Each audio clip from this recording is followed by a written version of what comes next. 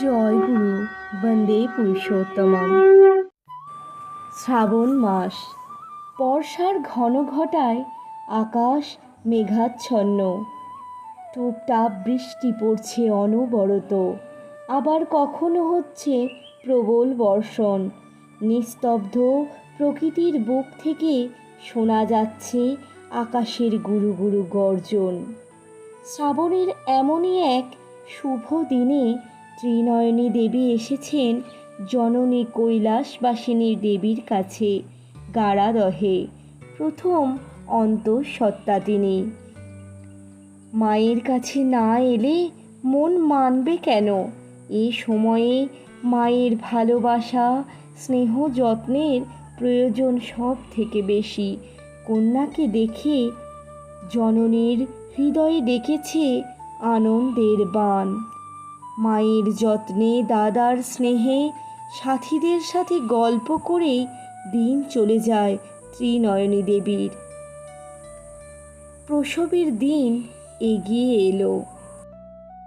ভোরবেলা ঘুম ভেঙে ভারী সুন্দর একটি স্বপ্ন দেখছেন তিনি। স্বপ্নের সেই মধুময় স্মৃতিটুকু যেন তার সারা শরীর, দেহ, মনকে আবেশে মুগ্ধ করে রেখেছে। আলস জড়িত ভরা দেহখানি যেন আরও ভারী বোধ হচ্ছে তার। বিছানায় বসে আনমনে ভেবে চলেছেন সেই স্বপ্নের কথা। এগিয়ে এলেন জননী কৈলাসবাসিনী দেবী। কন্যাকে শুধালেন স্নেহ ভরে, শরীর কেমন আছে, ভালো আছে তো?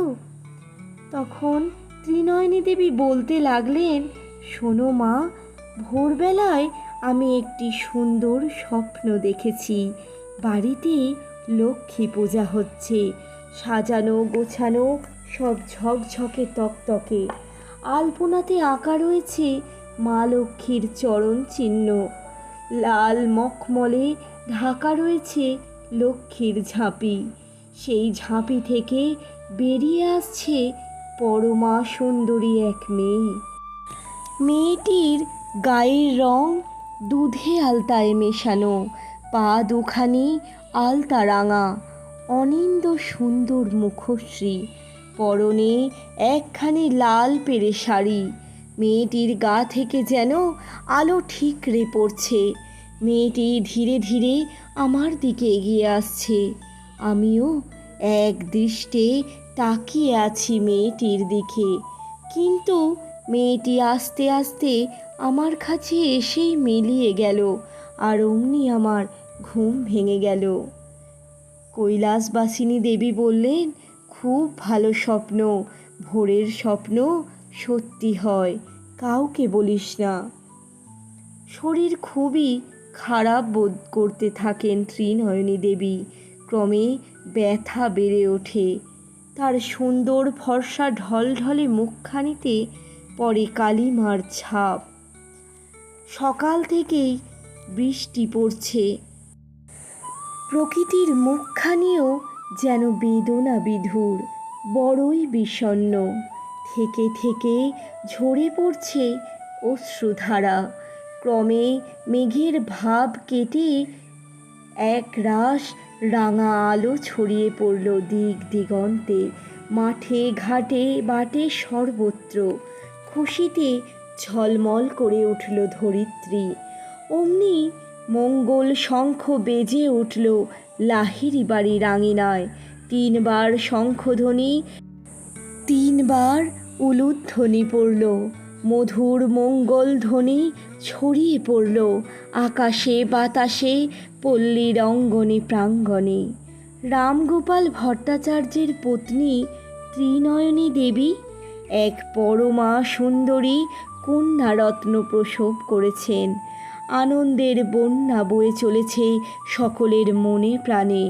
দিদিমা কৈলাসবাসিনী দেবী নাতনিকে কোলে নিয়ে বসেছেন, আর প্রতিবেশিনীর দল ভিড় করছে নবজাত শিশুকে দেখার জন্য। দিব্য শিশুর রূপ দেখে সকলে মুগ্ধ। ঘর যেন আলো করে আছে শিশু। কেউ বলছে, মেয়ের রং তো এক্কেবারে চাঁপা ফুলের মতো, কেউ বলছে বেল ফুলের মতো, কেউ বলছে মেয়ে তো নয়, যেন স্ফটিক। তাই রায়গিন্নিমা কন্যার নাম রাখলেন ফটকি। পরে শিশুর নামকরণ করা হলো ষোড়শী, কিন্তু ষোড়শীবালা নামেই পরিচিত হলেন। তাই তাঁর ষোড়শীবালা নামই সর্বজন বিদিত। এই শুভ দিনটি ছিল 1301 সালের 14ই শ্রাবণ, রবিবার, কৃষ্ণা দ্বাদশী তিথি।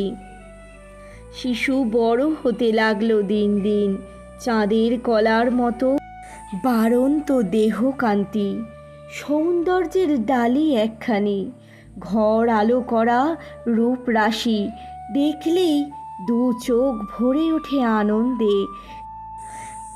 ত্রিনয়নী দেবীর মন আনন্দে ভরা। মাতৃত্বের সুধা ঢেলে দিয়ে তিনি কন্যার ললাটে এঁকে দেন সোহাগ চুম্বন। শ্বশুরবাড়ি থেকে ডাক এসেছে এবার, আর থাকা চলবে না মায়ের কাছে নির্দিষ্ট দিনে। তাই ত্রিনয়নী দেবী কন্যাসহ যাত্রা করলেন পতিগৃহে। দাদা শীতলাকান্ত লাহিড়ী পৌঁছে দিতে গেলেন বোনকে। জননী কৈলাসবাসিনী দেবী কন্যা ও নাতনিকে পাঠিয়ে আঁচলে চোখ মুছলেন।